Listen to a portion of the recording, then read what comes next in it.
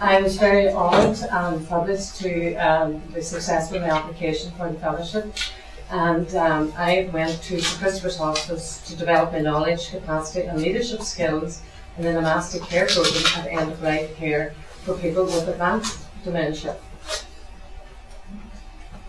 So the aim of this presentation this afternoon is to inspire you to introduce the monastic care programme into your area of practice, and to make you aware of the correlation between dementia and palliative care, and to tell you more about the monastic care programme and the benefits of this programme to the patient, family, carers, staff and the trust as a whole. So just to tell you a wee bit about the Centre of Excellence in London, and that's St Christopher's Hospice. It exists to promote and provide skilled and compassionate palliative care of the highest quality. The hospice serves a diverse population of 1.5 million adults in London, reaching very deprived areas. All care is free of charge. Their vision is of a world in which all dying people and those close to them have access to appropriate care and support when they need it, whenever they need it, and whoever they are. Extensive programmes of education and research, and national and international. So just to recap, what is dementia? I'm sure you're all familiar with hearing about dementia now. It's come to the forefront about, we need to look after the patients who suffer from dementia. It's a term used to describe a number of different diseases of the brain, for example, Alzheimer's disease or vascular dementia. People with dementia have poor mobility, loss of memories, and require total assistance with activities of daily living. They experience distressing symptoms and become isolated in their environments. The Alzheimer's Society reports 80% of people in care homes have dementia or significant memory problems, and a typical person spent 2 minutes interacting with care workers or other residents over a 6-hour period of observation, excluding care tasks. And the quality of end-of-life care for people with dementia. Studies in the UK and USA suggest end-stage dementia patients in acute hospitals, psychiatric wards and nursing homes experience high levels of suffering, greater than 60% majority receiving suboptimal end-of-life care. The palliative and end-of-life care strategy in Northern Ireland and the dementia strategy of 2009 recommend that each patient is entitled to a high-quality end-of-life care. The NICE guidelines 2008 recommends the palliative care approach with patients with long-term conditions such as dementia. So what is different about palliative care for people with dementia? Patients with dementia have communication impairment. They're not able to communicate to tell us, just like we could say we're in pain. They have that impairment. They're distressed, they have behavioural and psychological problems. They lack of a capacity to make decisions, which causes legal implications. Their time frame of their illness is uncertain, and the lack of realisation within the public that dementia is a terminal illness. So when is the end of life reached for the person with dementia? As you can see here, the cancer trajectory, the patient is well for a long time, and then all of a sudden it drops and near the end of life. Where the patient with dementia trajectory goes slowly, and you don't really know when it can happen any time, and can be a slow process. In advanced dementia in acute hospital care, has been found to be distressing for patients, family and staff. Care setup is inappropriate, it can be more expensive, and we can have longer admissions, and some more earlier readmissions, and can be dangerous at 4 times mortality for patients with more advanced dementia. Also, Morrison and Sampson et al. 2006 found that people with dementia in the hospital receive more inappropriate interventions, less symptom management, especially pain, less recognition of their spiritual needs, and fewer referrals for specialist palliative care, and families are asked to make decisions in times of crisis. So what does palliative care offer? Palliative care offers to people with dementia and their families future planning. It includes them in discussing issues which do not attempt cardiopulmonary resuscitation or inappropriate hospitalisation. It encourages the family to discuss, what their concerns are, and provides support and information. It provides pain and symptom management and an integrated care pathway in these last days, and also provides bereavement support. So people with dementia need attachment. They need comfort, identity and occupation. And this has been found by Clitwood in 1992. The Namaste Care Programme founded on the principle of a person-centred care and involves these activities. I thought this here was very poignant from Dame Cicely Saunders.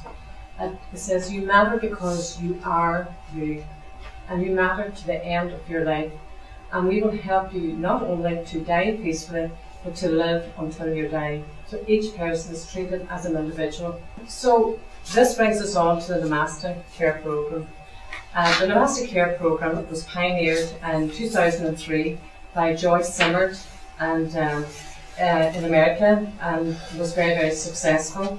It was implemented in Australia and other European countries, and has been recently piloted in 5 care homes in London, which enticed us to go over to find out more about it. It's a 7-day-week programme and provides compassionate nursing care.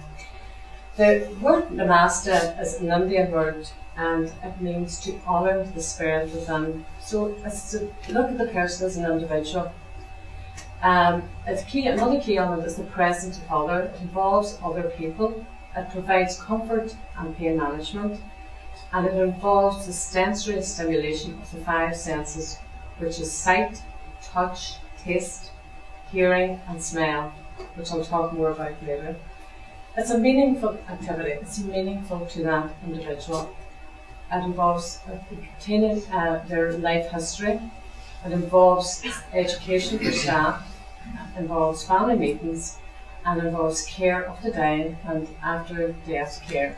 Kong et al. In 2009 found that systematic review of non-pharmacological interventions for reducing agitation, that only interventions with moderate efficacy were the sensory interventions like aromatherapy, thermal baths, calming music and hand massage. Advanced dementia and end-of-life care and the Namaste Care Programme.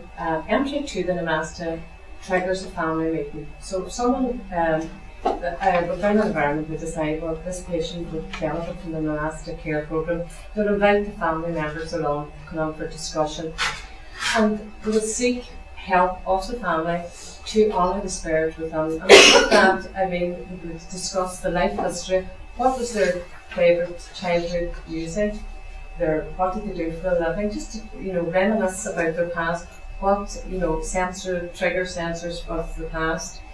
Their likes and dislikes of favourite music. Their life story. Especially, as I say, especially sensory triggers for reminiscing. I was just listening to GMTV this morning, and the panel were talking about something that reminds them of their childhood. And one of the presenters said about Johnson's baby powder. They smell that, it brings it back. And another presenter said chalk reminds her of their days at school, but we don't have that nowadays because everything is computerised and we don't have the chalk.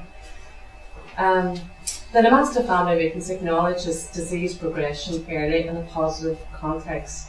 That the family are kept informed exactly what's going on, that what stage the illness, the person's illness, their relatives' illness, that establish comfort and pleasure as the aims of care. And again, it opens definite conversations about the end of life, about hospitalisation, the very place of death. And the ultimate goal is peaceful, dignified death. And it also involves inclusion of the family, that they feel they're doing something, because when they come to visit their relatives, before this pilot in London, it was found that they felt that they were just coming in and they felt useless because they felt that the relative wasn't listening to what they were saying, or they felt they didn't know they were there. But by getting involved, by using the sensory, like touch or massage, that it made them feel good as well and helped in the bereavement process. So we have created a little environment over here. It's just some of the products involved in the Namaste Care Programme. And so what happens, the domestic care worker sets her environment, she gathers her supplies. So here we have a beautiful picture of nature, and we have a lamp, a lava lamp, which gives a calming effect. We have lavender aromatherapy scent, but we didn't light it up in case anybody here has any respiratory problems, because it can trigger off, so we decided we wouldn't light it up. And different products, skincare and powder that are used. So after breakfast, the domestic care worker sets up in the dining room, it's usually in the dining room, and welcomes each and every one individually. They are welcomed, greeted by their first name and by the individual care worker, and then they're welcomed as a group. They're given a hug or touched when they come in to make them feel safe and secure in the environment. And they're positioned comfortably in the seat with a blanket wrapped around them and a pillow to make them feel secure, but they're not frightened when into this environment. The domestic care worker engages with each individual, and the personal care is a meaningful activity. The activity is chosen according to the patient's preference, and during that process they're given a wee drink, small drink frequently, because patients with dementia have very poor hydration of it. They don't want, they put up their hands, say they didn't want to drink, but during the process of the sensory touching and feeling, you offered to be drinking, they didn't realise they were drinking at the same time, so you were combating for hydration purposes. And then they were given wee treats like strawberries or melons or jellies, wee sweets afterwards to stimulate the taste buds as well. In the homes that I visited, what was carried out, the patient's hands and faces were washed, and the lotion was applied, and their hair was brushed back slowly. Their head or hands or feet were soaked in water or seeped in. One of the patients, apparently during the pilot, had his feet soaked in a basin of water, and he started to sing. He knew every word of it. Was a gospel song.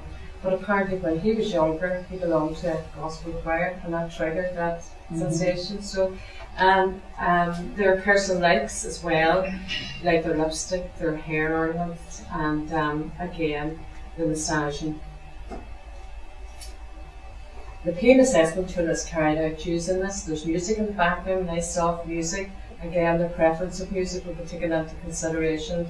I see last week on BBC One, there was a programme about patients with dementia, and they were using music to trigger again to reminisce as well. And it's very, very calming, and usually find, as I say, people get involved and start singing the song or humming it afterwards. The lights are turned up before the end of the 2-hour session, and the music becomes more lively.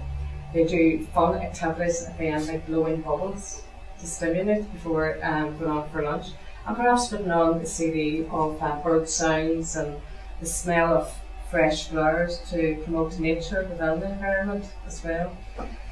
At the end of the session, the staff from the other duties escort the patients to the toilet or to lunch. The domestic care worker thanks all for attending. So the afternoon session follows the same pattern, but different activities such as reminiscing or reading out loud. The domestic care worker she recorded the attendance and her observation from that input of the session, and then cascades this information to everybody within the team. The domestic care programme, care workers specifically throughout the pilot in London, the report hasn't been published yet, but they found that there's a greater awareness of change they noticed within the individual. It improved symptom assessment, especially pain. They noticed a reduction on using antipsychotic medication and pain relief too. Patients were more relaxed. There was an immediate response to agitation. There was a reduction in falls. Patients weren't as agitated, therefore they didn't need as many staff after. They were so relaxed after the therapeutic intervention of the domestic care programme. And the repeated drinks improved their hydration, and there was reduction in the pressure sores. Their skin was in better condition, and also there was reduction in admissions to hospital because of reduced urinary tract infections. People were becoming more hydrated, because that was the biggest factor for readmissions was recurrent urinary tract infections as well. The monastic care programme and its potential for change. The vision focuses on values, it's honouring the spirit within. It offers an alternative structure to care. It offers guidance for being with, gives permission for intuitive care, and encourages new skills and creativity. It fosters relationship-centred care, and it gives opportunities for closer relationships between families, and so that helps in the bereavement process also. It creates a positive framework for end-of-life care conversations. The Master Care Programme promotes best practice dementia by creating a quality of life for the person. It provides comfort, dignity, and a good death. Again, the cost is neutral and no new staff or no new space. It's a 7-day-a-week before and after lunch. So, this is a picture here of St Christopher's Hospice and the Western Trust logo. So where do we go from here? At the minute, we're in negotiations with various managers, and one of the nursing homes in the Nevada Cartfield Nursing Home cares for patients with dementia. We'll be very keen to pilot this within our area, and we're hoping to, hopefully within our neighbours, to promote it cross-border as well. I'd like to acknowledge and thank the All-Ireland Institute of Hospice and Health Care for the financial support and guidance, Mr Alan Corrington, Director of Primary Care and Older People's Programme, and Professor Vivian Coates from Research and Development for their support and guidance, which allowed me to experience this wonderful opportunity at St Christopher's Hospice in London. And I'd like also to thank Yvonne and Hospice for allowing me to present this project here today. Thank you. Excellent.